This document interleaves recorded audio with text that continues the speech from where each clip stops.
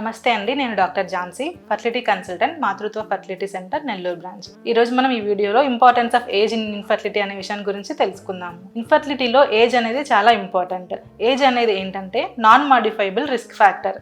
అంటే ఇది మనము ఏం చేయలేము. ఏజ్ పెరిగే కొద్దీ ఏమవుతుంది, ఆడవారిలో మగవారిలో ఏజ్ పెరిగితే దానికి ఇన్ఫర్టిలిటీకి సంబంధం ఏంటి అంటే, ఆడవారికి ఏంటంటే పుట్టినప్పుడే ఎగ్స్ అనేది ఒక ఫిక్స్ నెంబర్, కొన్ని మిలియన్స్ అనేది పుట్టుకతోనే వస్తూ ఉంటాయి.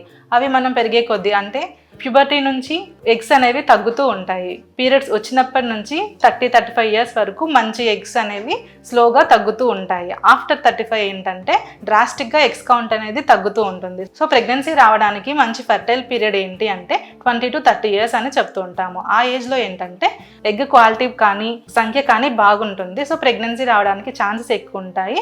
బేబీస్ పుట్టినప్పుడు మంచి బేబీస్ రావడం అలాంటివి జరుగుతూ ఉంటాయి. అలా కాకుండా ఆఫ్టర్ 35 ఏంటంటే ఎగ్స్ సంఖ్య తగ్గుతూ ఉంటుంది, క్వాలిటీ తగ్గుతూ ఉంటుంది.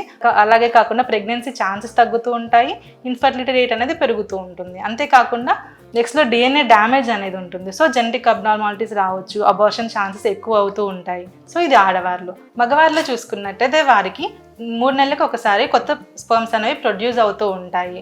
సో వాళ్ళకి అబవ్ 40 ఇయర్స్ అంటే 40 ఇయర్స్ వరకు అయితే మంచి కణాలు, మంచి క్వాలిటీ, క్వాంటిటీ ఇవన్నీ బాగుంటుంది. ఆఫ్టర్ 40 ఇయర్స్ అంటే ఏమవుతుంది అంటే వారిలో ఎనర్జీ తగ్గడము, DNA డ్యామేజ్ ఎక్కువగా ఉండడము, ఇలా ఆటోజోమల్ డిజార్డర్స్ ఎక్కువగా రావడం ఇలాంటివి మనం చూస్తూ ఉంటాము. ఆడవారికి అయితే ఆఫ్టర్ 30 ఇయర్స్, మగవారికి అయితే ఆఫ్టర్ 40 ఇయర్స్.